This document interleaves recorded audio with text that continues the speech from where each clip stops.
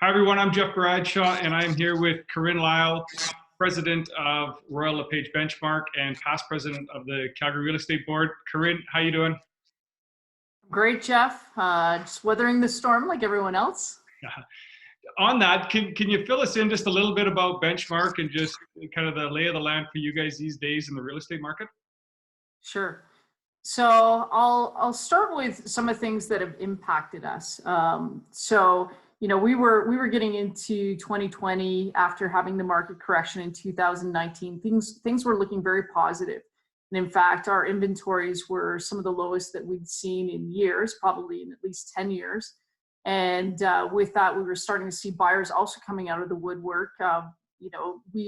We had positive activity simply because we'd had some increased net migration at the end of 2017 that was starting to, because typically people will rent first and then they'll consider buying. So some of those buyers, first-time home buyers, were coming into the market. The decreased interest rates were getting people to be in a place of deciding to make some moves. And so all those things were going really well. We'd seen more sales in the first couple months of 2020 than we'd had the previous year, and definitely the year before that. And then of course, the pandemic hit. And what I'd say has happened since then is in the last 2 weeks, and this isn't just for Royal LePage Benchmark or just for Calgary, this is across the country, and I imagine even globally, that we're experiencing now a decrease in sales quite significant. And I would say anywhere, depending on the market, anywhere between 30 to 70% decrease. For us here in Calgary, it's been about, if I looked at the numbers, it was yesterday, it was 64% decrease in sales in the last couple of weeks. And so where that will have an impact is not necessarily right now and today, because we have closings that would occur for us now and until the next month, the month after. It would be the month after that, the month after that. So those are the things that we're more concerned about. On a positive note, we're a very adaptable industry. We're also considered an essential service for people because we are related to shelter. And so what that means is that we're trying to be a little bit fluid in how we choose to work with our clients and really be creative in terms of using technology. So things like video, which you'd be very familiar with. We have an in-house videographer who also does measurements for our homes. So he's been trying to get a little bit more creative in terms of creating 360 tours for our agents so that people don't necessarily have to enter homes right away. And then, of course, we have lots of other ways that we can keep people safe through electronic document management and other kinds of technology. So you're just adapting to what's happening and going with the flow. Well, that's what we have to do. And then, of course, be cognizant of what could happen if this goes on longer than what we're hoping it does. I think everything's pointing the last couple of days to things peaking. So that looks positive, but who knows what that means in terms of what the government will allow us to do, how many businesses will start opening. And the thing about real estate is that as soon as consumers start seeing positive things happen, so good news stories, things starting to shift in the economy and especially the local economy, is that then people start thinking about making more buying and selling decisions. And so in the short term, that really helps us. But again, it's the long-term impact that we're more concerned about. And I think that's the common theme here, is that none of us know what the long-term effects are. But I mean, what are your thoughts on kind of, 12 months from now? What impact will this have a year from now, a year and a half from now? Any ideas, any thoughts? Well, I think, I believe that Calgary will be okay, but it's going to be, again, a long-term thing. I mean, we obviously see what's happening in the oil and gas sector right now, but I spoke to some oil and gas colleagues this morning who said, you know what, we're doing okay.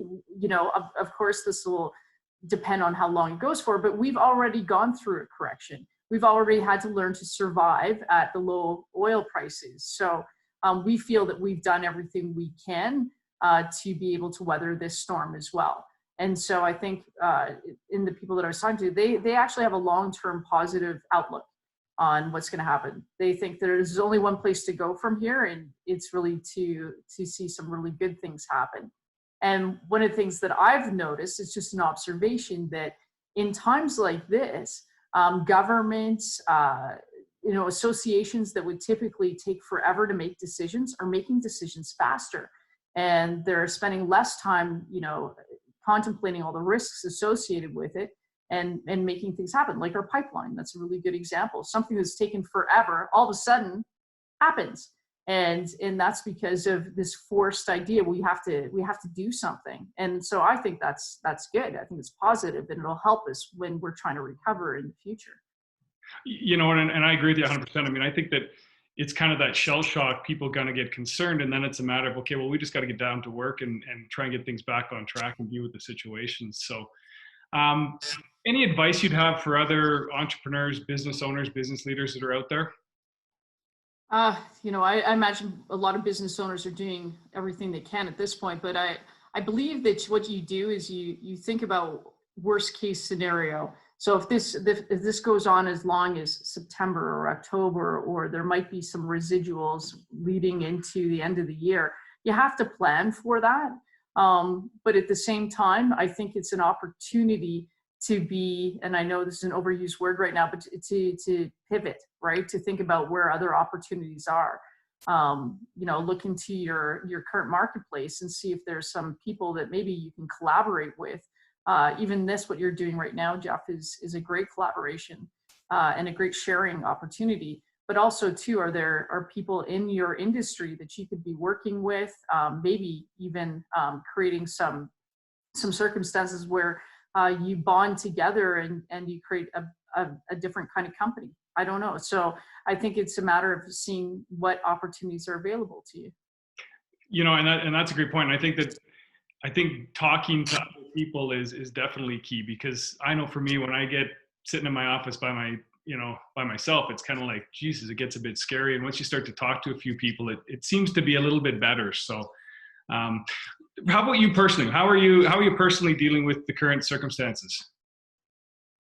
Well, I feel better this week than I have in the previous weeks. I don't know if everybody else feels the same way.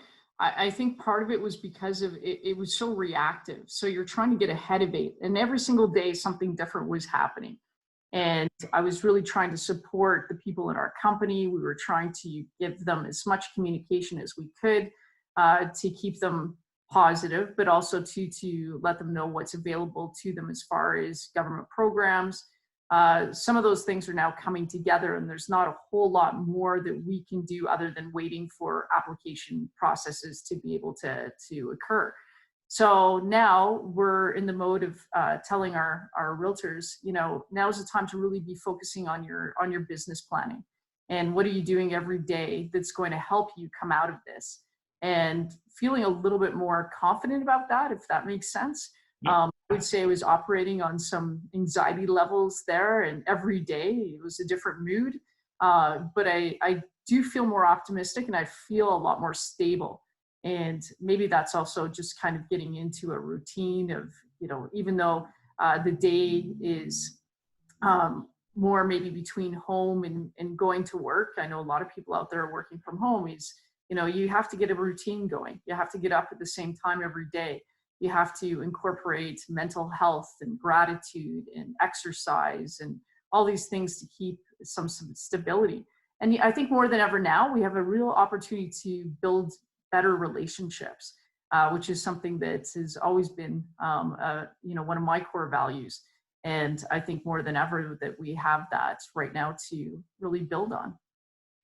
I couldn't agree more, Corinne. I mean, that's the thing. I mean, and we talk about this with a lot of people. If we don't take care of ourselves, it's going to be difficult for us to try and get our businesses on track and take care of other people. So that's perfect. I appreciate you taking the time, and stay healthy, and we'll continue to talk, and appreciate you talking with me today. Thanks, Jeff. Appreciate the opportunity.